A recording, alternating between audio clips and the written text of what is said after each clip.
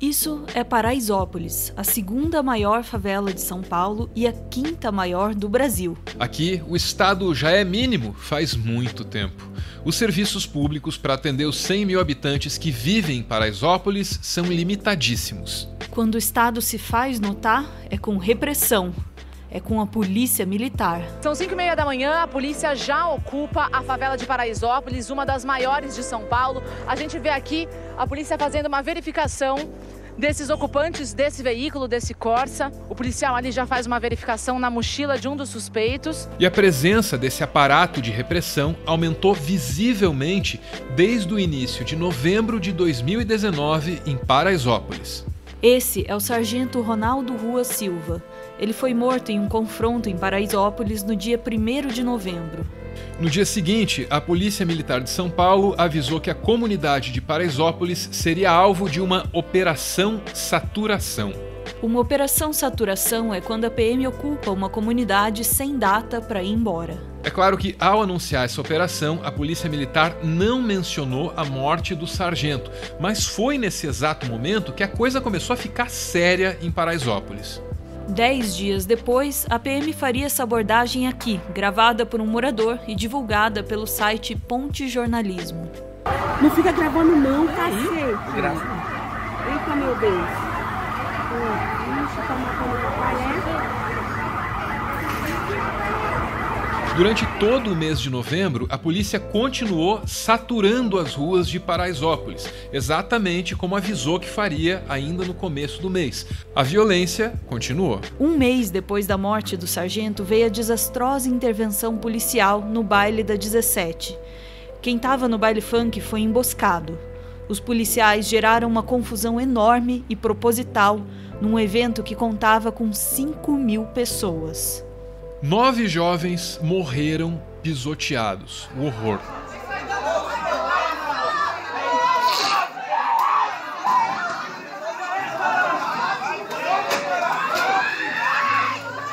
Em nota, a Polícia Militar afirmou que o caso será apurado. E é claro que a nota da Polícia Militar não é e nem deve ser o suficiente para uma comunidade que viu 9 dos seus jovens serem mortos por absolutamente nenhum motivo. A comunidade se revoltou e com razão.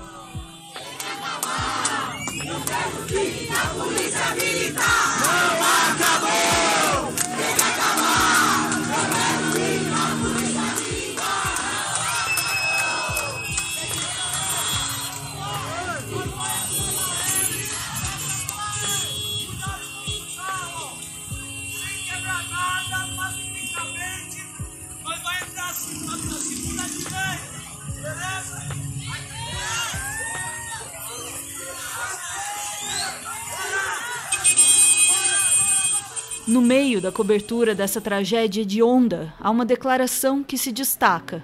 Ela está no G1 e é atribuída à mãe de um jovem que estava no baile. E ela diz o seguinte: é uma guerra ao pobre. Se fosse nos Jardins, bairro da classe alta de São Paulo, a coisa seria bem diferente.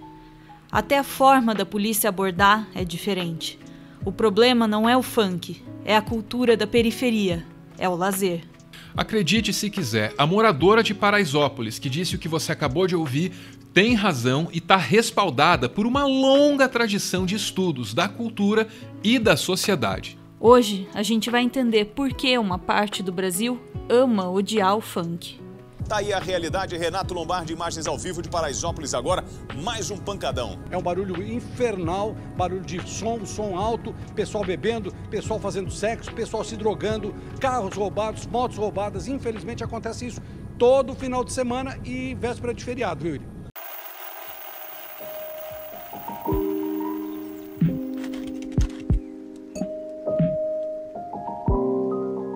Se você gosta mais de ordem que de liberdade, você provavelmente acredita que o que aconteceu em Paraisópolis foi uma tragédia inevitável. Talvez você até pense que a polícia agiu errado, mas você ainda acha que a polícia deveria estar ali para garantir o direito de ir e vir e principalmente para coibir o uso de drogas. Se esse é o seu caso, você tem todo o direito de pensar assim, mas aí você precisa administrar algumas contradições, tipo, por que é que a PM não acaba com as raves dos jovens de classe média? Nas raves também tem droga e também tem música alta.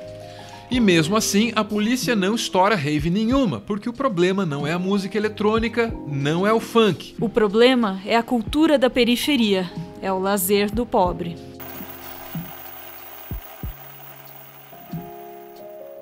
Esse aqui é o Theodor Adorno, um cara que viveu a vida tentando entender uma ou outra coisa sobre cultura.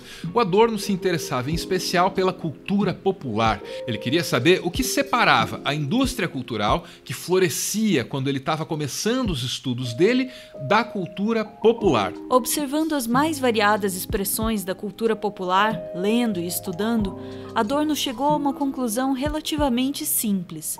Toda forma de cultura popular expressa um ou outro tipo de dominação. Isso significa que sempre que o povo ousar fazer cultura, ele será repreendido por isso, vai da polícia. Ou seja, se você quiser descobrir se uma determinada forma de expressão faz parte da cultura popular ou não, tudo que você precisa fazer é observar o comportamento da polícia. Se a polícia estiver descendo o cacete nessa ou naquela modalidade de expressão cultural ou artística, então é porque se trata realmente, inequivocamente, de cultura popular. Se tem alguém que sabe o que é cultura popular, é a polícia. Em outras palavras, para entender se é cultura popular ou não, siga a polícia, mas tome cuidado. Eu não me considero igual a eles, não.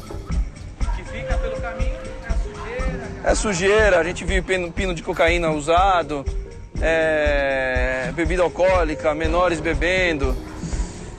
E o que dói para nós, policiais, é pessoas defendendo isso, falando que é a cultura do Brasil. Isso não é a minha cultura.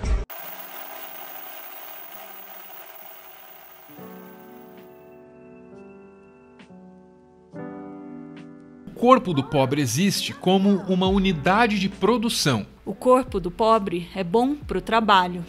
Dançar é proibido e, aos olhos da elite dirigente, também é repugnante. E repugnante é mesmo a palavra. Tenta relembrar toda a balela sintetizada no conceito de meritocracia.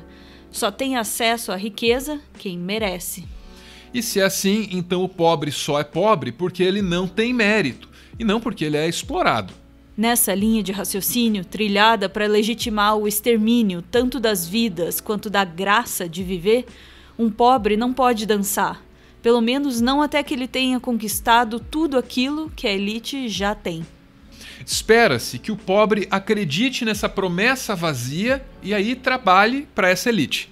O pobre, assim, deve ficar guardado e quietinho em Paraisópolis durante toda a noite, esperando um novo dia em que ele deve se espremer no transporte público e partir para o trabalho na casa do rico, na fábrica do rico. Nesse mundo, o pobre ao rico pertence. Quando um pobre se diverte, ele mostra a si mesmo e ao rico que ele é dono do seu corpo, para dançar e até para rebolar, se assim ele entender que deve fazer.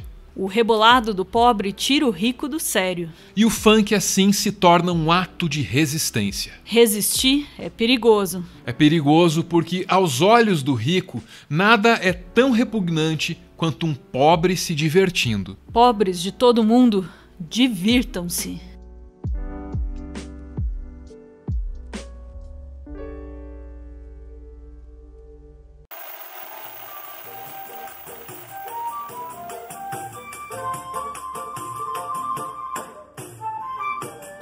O funk não é a primeira expressão da cultura popular brasileira a ser perseguida. Dificilmente será a última.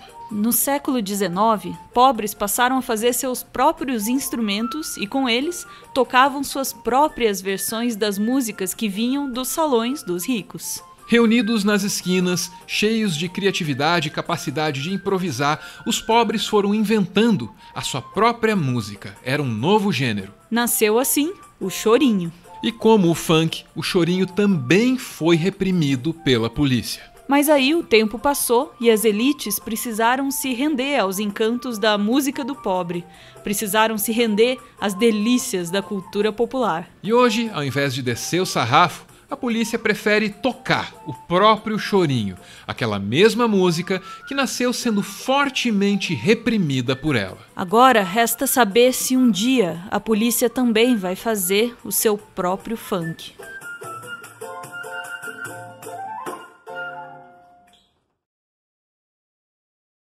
O Bruno estava no baile comemorando o aniversário dele. A Luara estudava e procurava um emprego. O Gustavo era órfão, perdeu o pai muito cedo e ainda assim era um menino alegre. O apelido dele era Risadinha. O Eduardo tinha um filho de apenas 2 anos. O Denis tinha uma mãe que gostava muito dele, mas que estava brava porque ele foi para o baile. Ela disse que a raiva só passou quando viu o filho gelado no IML. O Gabriel não gostava de funk e só tinha ido ao baile para acompanhar os amigos. Era a primeira vez dele num baile. Antes de morrer, o Denis escreveu: "Você é um dos favelados que vai conquistar o mundo. Você, para minha mãe, o motivo de tanto orgulho." O Matheus estava empolgado porque ia ser tio. A sobrinha dele tá para nascer. O Marcos tinha ido do trabalho direto para o baile. A avó dele estava preocupada desde o final do expediente do menino. Todas essas vidas foram interrompidas.